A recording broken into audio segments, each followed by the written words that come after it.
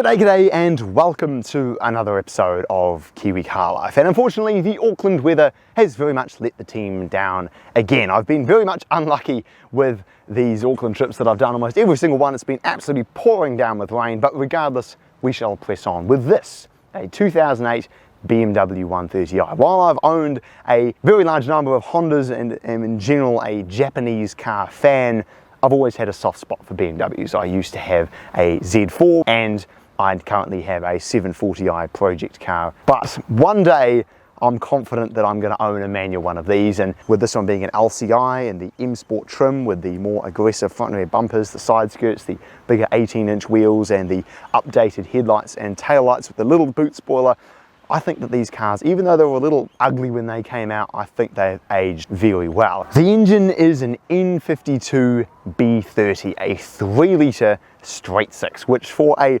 Corolla-sized hatchback is a very, very large engine, and it makes an impressive amount of power. 195 kilowatt, around 265 horsepower, and 315 Newton meters of torque. While it's not on the level of the S54 that came in the M3, for a naturally aspirated 3-litre straight six non-M engine, it's one of the most powerful naturally aspirated 3-litre engines in existence. It's paired up with either a 6-speed auto in the case of this car or a Getrag 6-speed manual, and it sends its power to the rear wheels. The interior from the front seats perspective is lovely. The steering wheel on these era BMWs, while unfortunately the rubberized texture here around the buttons tends to fall apart, the leather feels fantastic. It's a very big chunky steering wheel. The gauges show all the information that you need.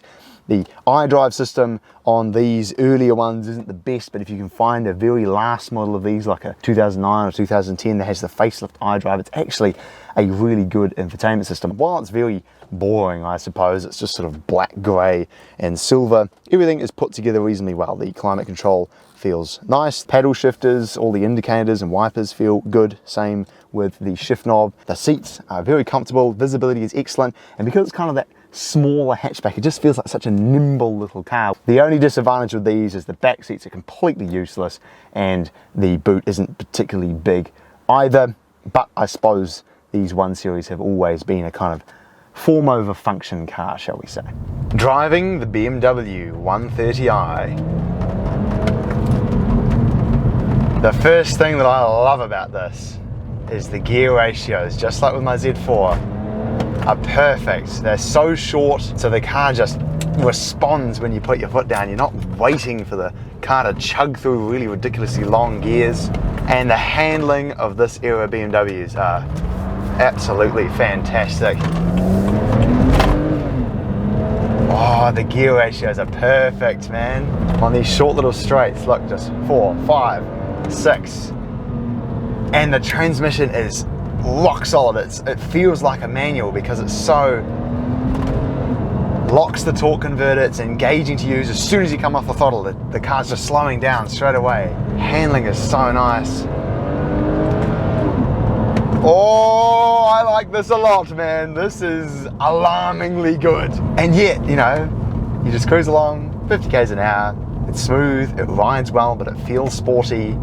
At any moment, drop down some gears, turn traction control off, push it through some of these corners.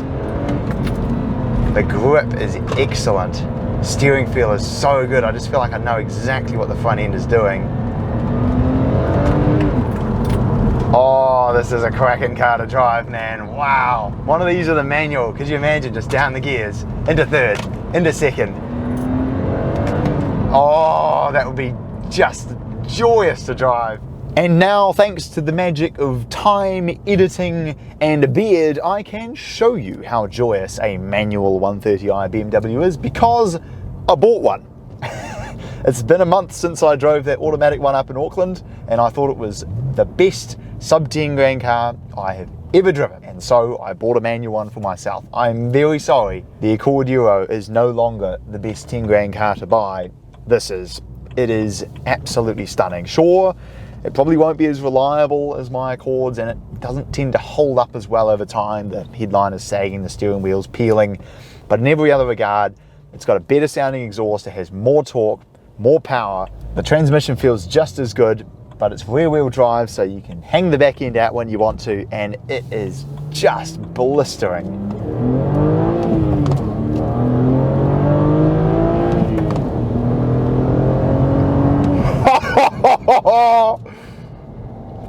It just puts a smile on your dial. The rev match is perfect.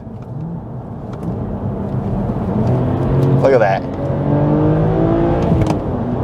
You can shift so fast. Unbelievable how good this car is. Thanks very much for watching this episode of Kiwi Car Life. I apologise if I'm very biased towards this car, but you need to find a manual one of these and drive it, and then you will understand why I immediately went out and bought one of these as soon as I could, because they are so unbelievably good. I hope you enjoyed this video, and I will look forward to seeing you again next time.